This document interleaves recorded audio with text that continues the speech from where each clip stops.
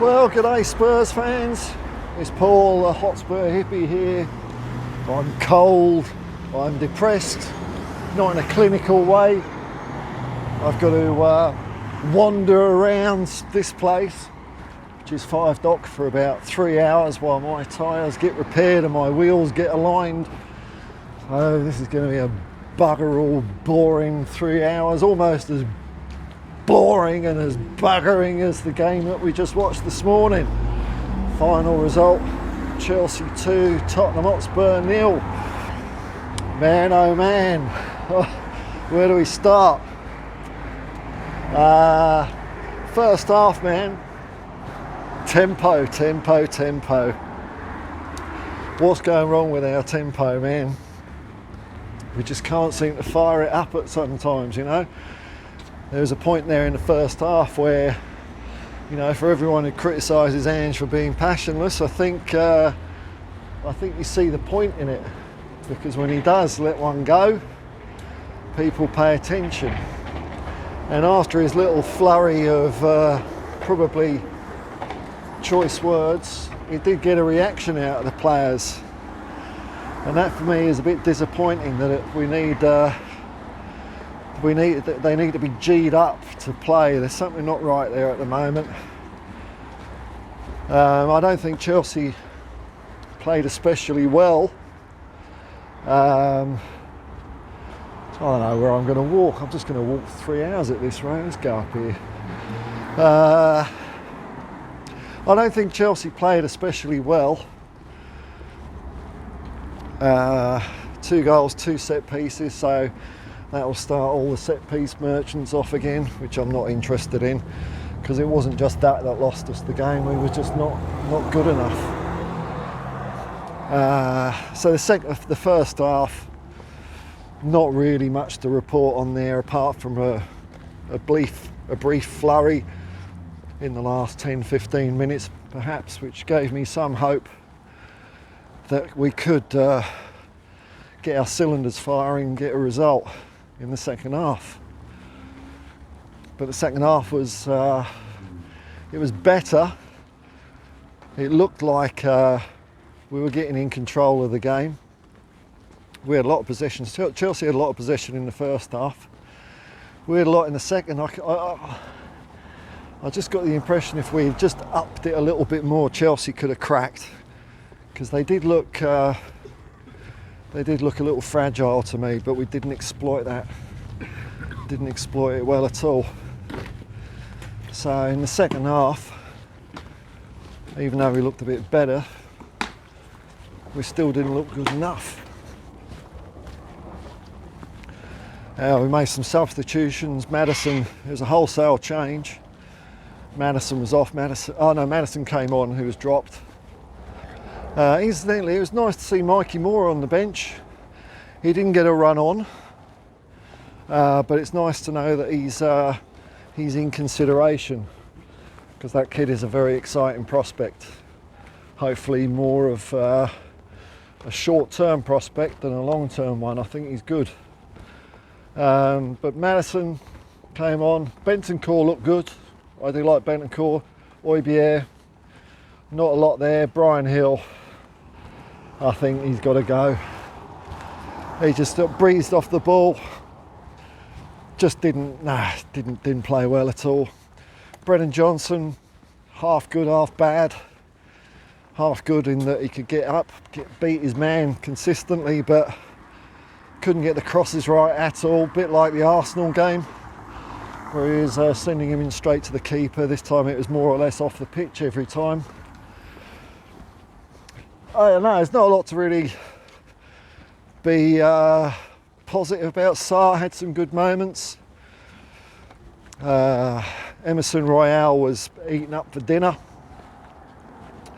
Another player that needs to be upgraded. Trying to play inverted fullback, but he can't do it. But I think we need to keep doing that, because either he's going to be able to do it one day, or we know that for sure that he can't, and I think the answer is that he can't. There wasn't much of Tottenham football this morning. There are little bits, but not enough. And I'd say from around 60 minutes onwards, I was getting very bored, very frustrated with the whole thing. Not a lot to cheer off, not a lot of positive signs in that performance.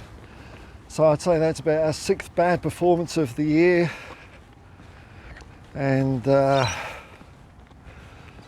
we will have to regroup quickly because we've got Liverpool in a few days' time, which is a good thing because I don't like this stench of defeat hanging around me for too long. Hopefully we can turn it around against Anfield. I'm just scratching my head to think of why aren't we playing our football? Why could we do it at the beginning of the season and we just can't seem to be getting it done right now? And I don't think it's a question of being found out or anything like that. It's our execution that's not right. There was a lot of standing around. There's a lot of standing around, first, especially in the first half, and that's something I just can't stand to see. No sense of urgency. And then in the second half, the dreaded horseshoe football reared its head. So we just, there was a couple of shots here and there. Was it Oibier? Was it Chelsea's goal? There's a 10-hour VAR decision. I mean, it was ridiculous. It wasn't offside, but then they had to look for a possible foul, which was rubbish. I thought the free kick that we conceded that led up to Chelsea's second goal, was it? I'm not sure that was a free kick. I thought the guy just came running in and bundled over, but whatever way you slice and dice it, we didn't deserve to win that game. It's so cold, and I'll tell you what, it is cold, miserable, it's drizzling as well. You don't often get drizzle in Sydney, but we got drizzle today. It's just like walking through a cloud. Shops don't open for 2 hours, so I've got nowhere to sit like a bum. Oh well, I'll just have to ruminate on this morning's match a bit more. What a purgatory. I mean, if we'd have won this morning, I would have been drizzling, but I would have been walking around, hat on a jaunty angle, all Michael Flatley style. By the way, if you haven't seen Michael Flatley's blockbuster film Blackbird, that's a much more entertaining watch than Chelsea versus Tottenham. It's so bad, it's brilliant.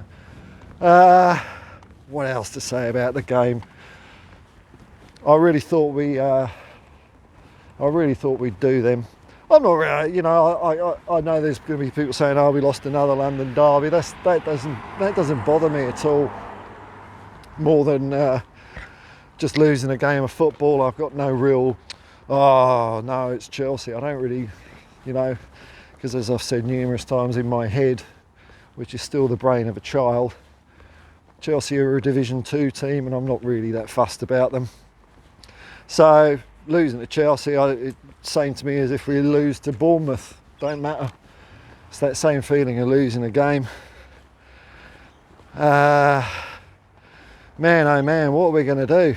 We've got a few games left, 4 games left. We've got to have a bit of a flurry on, or some boots up the date. Transfer window's coming up. And my head falls a bit when, substitutions and it's Lo Celso coming on. It's like, oh no, Lo Celso and Hill. And I suppose with lack of games, then you've really, Ange has got to put these players on the pitch to have a look at them, just to, cement the argument that they're just not good enough. Because otherwise, powers that be at our club, they like to hang on to anything, don't they? Sometimes we hang on to players too long. So I think it's much better to expose them, give them a chance. They're not taking their chances, and so that's got to be time to draw the curtains on some of the players' careers at Tottenham. And it could be, I wonder what it is. Why haven't we got that same spark? Is it because, after that shell shock mid-year, we've just come back and we're just not fit enough? What is it? We're not fit. We're not hungry. I'm not sure what it is, man. I'm not sure what it is. But there's something a bit lackluster about our performances. Look, maybe it is just being buggered at the end of the season, which, if that's the case, I can kind of take. I can take that one, because that means if it's just a fitness issue, we're going to be fitter and stronger next year anyway. So that's okay. If it's anything other than that,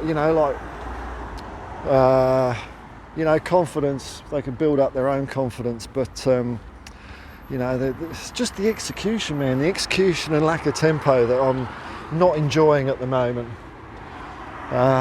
3 weeks to go till Tottenham come here, so at least I've got that to look forward to. All right, I've just walked around a block here. Only 2 hours and 50 minutes to go before I can pick up my car. Is there anywhere open? Oh dear. Anyway, folks, till next time. I might sit down and do a stream from somewhere. That might pass the time. Till next time, peace and love, man. Peace and love, and come on, you Spurs.